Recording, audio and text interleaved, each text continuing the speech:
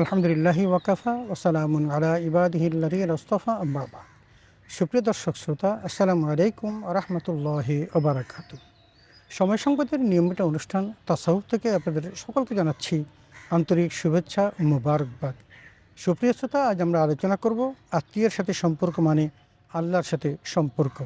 আত্মীয় আমাদের অত্যন্ত পরম কাছের মানুষ, কিন্তু আত্মীয়র সাথে সম্পর্ক রাখলে আল্লাহর সাথে সম্পর্ক রাখা হয়, এই বিষয়টি অত্যন্ত গুরুত্বপূর্ণ। আমরা অবচেতন মনে অনেক সময় আত্মীয়ের সাথে সম্পর্ক নষ্ট করি এবং তাদের সাথে যে সম্পর্ক রাখার কথা ছিল সেটা আমরা না করার কারণে আমরা অনেক সময় তাদের হকও নষ্ট করি।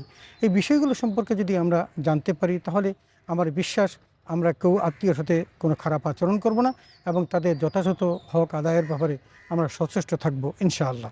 সুপ্রিয় শ্রোতা, পৃথিবীতে মানুষ কোনো না কোনোভাবে একে অন্যের সাথে সম্পর্কযুক্ত। এই পারস্পরিক সম্পর্ককে আত্মীয় বলে। পিতামাতা থেকে উদ্ভূত বা বংশানুক্রমে তাদের সাথে যারা সম্পর্কযুক্ত তারা যেমন আত্মীয়, ঠিক তেমনি বৈবাহিক সূত্রে যারা সম্পর্কযুক্ত তারাও আত্মীয়। ইসলাম পরিবারের অন্তর্গত এবং বহির্ভূত, নিকটবর্তী এবং দূরবর্তী সকল শ্রেণীর আত্মীয়র সঙ্গে উত্তম সম্পর্ক রেখে সদ্ব্যবহার করার জন্য জোর তাকিদ দিয়েছেন। আত্মীয়ের হক সম্পর্কে কোরআনুল কারীমে আল্লাহ তাআলা অনেক জায়গায় আলোচনা করেছেন, তবে বিশেষ করে সূরা নিসার ১ নম্বর আয়াতটি অত্যন্ত প্রণিধানযোগ্য, যেখানে আল্লাহ তাআলা বলেছেন, ওয়াত্তাকুল্লাহাল্লাযী তাসাআলুনা বিহি ওয়াল আরহাম ইন্নাল্লাহা কানা আলাইকুম রাকীবা। অর্থাৎ আল্লাহকে ভয় করো, যার দোহাই দিয়ে তোমরা পরস্পরের নিকট স্বীয় হক দাবি করে থাকো, এবং আত্মীয়তার হক বিনষ্ট হওয়া থেকেও ভয় করো, নিশ্চয়ই আল্লাহ তোমাদের খবর রাখেন। সূরা নিসা আয়াত নম্বর ১। এখানে কিন্তু স্পষ্ট করা হয়েছে যে আমরা কিন্তু আত্মীয়তার দোহাই দিয়ে আল্লাহর কাছে বলে থাকি, সুতরাং আল্লাহর সাথে এই বিষয়গুলো সামনে রেখেই আমাদেরকে আল্লাহকে ভয় করতে হবে, যাতে করে কোনোভাবেই আত্মীয় সম্পর্ক বিনষ্ট না হয়। এ কারণেই আল্লাহ তাআলা আত্মীয়ের হক আদায়ের সুস্পষ্ট নির্দেশ দিয়ে বলেন, ফাআতি যাল কুরবা হাক্কাহু ওয়াল মিসকিনা ওয়া বানাস সাবিল। অর্থাৎ তোমরা আত্মীয় স্বজনকে তাদের প্রাপ্য হক প্রদান করো এবং মিসকিন ও মুসাফিরকেও তাদের হক আদায় করো। সূরা রুম আয়াত ৩৮। আত্মীয়ের হক রক্ষার ব্যাপারে প্রিয় নবী রাসূল আকরাম সাল্লাল্লাহু আলাইহি ওয়াসাল্লাম কঠোর বাণী উচ্চারণ করেছেন, যার মূল বিষয় হলো আত্মীয়ের সাথে সম্পর্ক মানে স্বয়ং আল্লাহর সাথে সম্পর্ক রাখা। প্রিয় নবী রাসূল আকরাম সাল্লাল্লাহু আলাইহি ওয়াসাল্লাম এরশাদ করেছেন, আর রেহমু সাজনাতুন ফামান ওয়াসালাহা ওয়াসালতুহু ওমান কাতাআহা কাতাতুহু।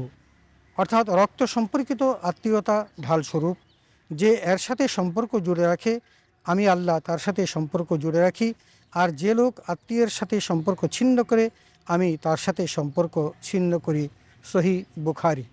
প্রিয় নবী রাসূল আকরাম সাল্লাল্লাহু আলাইহি ওয়াসাল্লাম ধমকের সুরে বলেছেন, লা ইয়াদখুলুল জান্নাতা কাতিউ রেহামিন। অর্থাৎ আত্মীয়তার সম্পর্ক ছিন্নকারী জান্নাতে প্রবেশ করবে না। সহিহ বুখারী ও সহিহ মুসলিম। বিষয়টি অত্যন্ত গুরুত্বপূর্ণ, কারণ যে জান্নাত প্রাপ্তির জন্য মানুষের দুনিয়ার জীবনে অনেক কষ্ট করে, সেই ব্যক্তির জন্য জান্নাত হারাম হয়ে যাবে যেই ব্যক্তি আত্মীয়র সাথে সম্পর্ক বিনষ্ট করবে। অতএব এই বিষয়টি আমাদেরকে খুব ভেবেচিন্তে দেখা উচিত এবং আত্মীয়র সাথে সেভাবে সম্পর্ক রাখা উচিত যাতে করে ওই জান্নাত আমাদের কোনোভাবেই বিনষ্ট না হয়। প্রিয় নবী রাসূল আকরাম সাল্লাল্লাহু আলাইহি ওয়াসাল্লামের ভাষায় আত্মীয়তার সম্পর্ক আপনজনের মধ্যে সৌহার্দ্য, সম্প্রীতি ও দীর্ঘজীবী হওয়ার উপলক্ষ।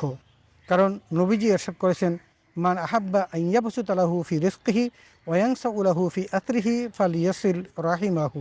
অর্থাৎ যে ব্যক্তি পছন্দ করে যে তার রিজিক বেড়ে যাক এবং তার হায়াত দীর্ঘায়িত হোক, সে যেন আত্মীয়তার সাথে সদ্ব্যবহার করে। সহিহ বুখারী ও সহিহ মুসলিম।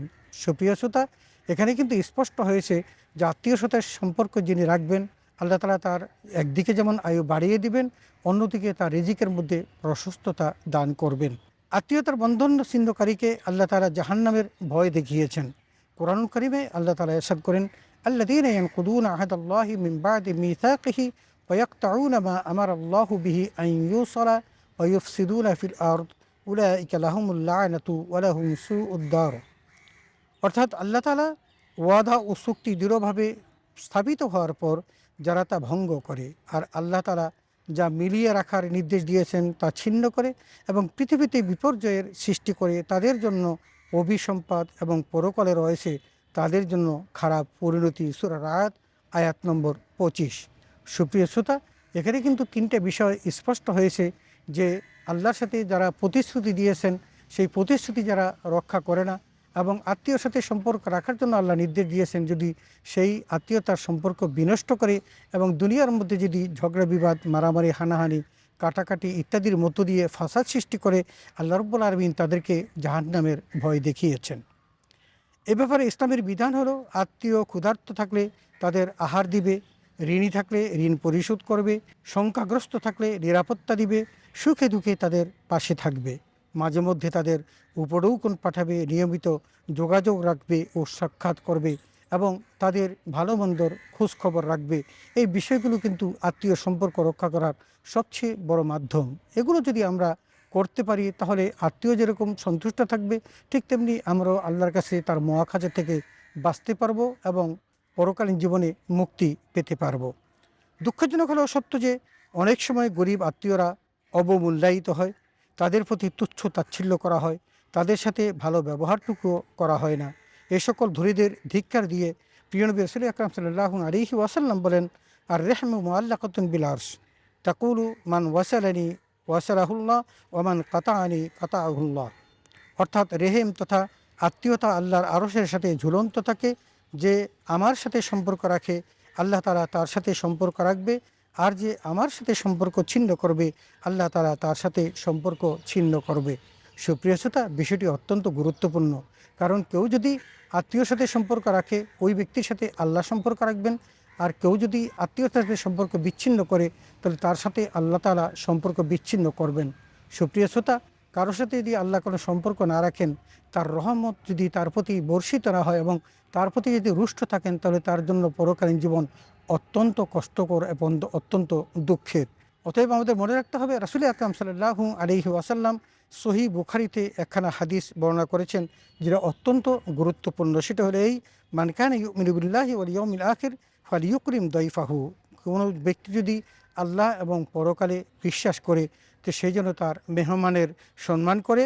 ওমান কানা ইউমিনু বিল্লাহি ওয়াল ইয়াউমিল আখির ফালিয়াসিল রাহিমাহু। আর কেউ যদি আল্লাহর প্রতি বিশ্বাস স্থাপন করে এবং পরকালে বিশ্বাস করে সেজন্য তার ওই রেহেম তথা আত্মীয়র সাথে সম্পর্ক বর্ধন করে। সুপ্রিয় শ্রোতা, আমরা এতক্ষণ পর্যন্ত আত্মীয়ের সাথে সম্পর্ক মানে আল্লাহর সাথে সম্পর্ক বিষয়টি নিয়ে দীর্ঘ আলোচনা করলাম, এবং এখানে যে বিষয়টি স্পষ্ট হলো যে কোরআনুল কারীম এবং রাসূল আকরাম সাল্লাল্লাহু আলাইহি ওয়াসাল্লামের অসংখ্য হাদিস থেকে আত্মীয়ের সাথে সম্পর্ক রাখার বিষয়টি সুস্পষ্টভাবে প্রতীয়মান হয়েছে। এবং আল্লাহ রাব্বুল আলামিন কোরআনুল কারীমে ওই ব্যক্তিকে জাহান্নামী হিসাবে অভিহিত করেছেন যারা আত্মীয়ের সাথে সম্পর্ক বিচ্ছিন্ন করবে, কারণ আল্লাহ তাআলা আত্মীয়ের সাথে সম্পর্ক আরও বৃদ্ধি করার জন্য নির্দেশ দিয়েছিলেন। রাসূল আকরাম সাল্লাল্লাহু আলাইহি ওয়াসাল্লাম সদাকা করতে বলেছেন, তবে সেই সদাকার অংশটা আত্মীয়কে দিতে বলেছেন এই কারণে যে, কারণ কেউ যদি আত্মীয়কে দান করে তাহলে একদিকে দান হবে, অন্যদিকে আত্মীয়ের সাথে সম্পর্ক রক্ষা করা হবে। এই বিষয়গুলি আমাদের জানা দরকার, এবং আমরা একটা জিনিস মনে রাখবো যে আত্মীয়র সাথে যদি ভালো সম্পর্ক রাখি তাহলে সেই সম্পর্কটা হবে স্বয়ং আল্লাহর সাথে সম্পর্ক রাখা, এবং আল্লাহর সাথে সম্পর্ক রাখার অর্থই হলো আল্লাহ তাআলা আমাদেরকে তার সুপ্রসন্ন রহমত দিবেন, আমাদের প্রতি দয়া করবেন এবং আমাদেরকে পরকালীন জীবনে মুক্তি দান করবেন। আর যদি আল্লাহর সাথে সম্পর্ক বিচ্ছিন্ন হয় তাহলে আমাদের জন্য কঠিন ওই জাহান্নাম ছাড়া আর কোনো উপায় থাকবে না। অতএব আসুন আমরা আত্মীয়ের সাথে সম্পর্ক রক্ষা করি, সেই সাথে মহান রবের সাথে সম্পর্ক বর্ধন করি। আল্লাহ তাআলা আমাদের সকলকে সে তৌফিক দান করুন, আমিন। ওয়া আখির দাওয়ানা আলহামদুলিল্লাহি রাব্বিল আলামিন। আসসালামু আলাইকুম ওয়া রাহমাতুল্লাহি ওয়া বারাকাতুহু।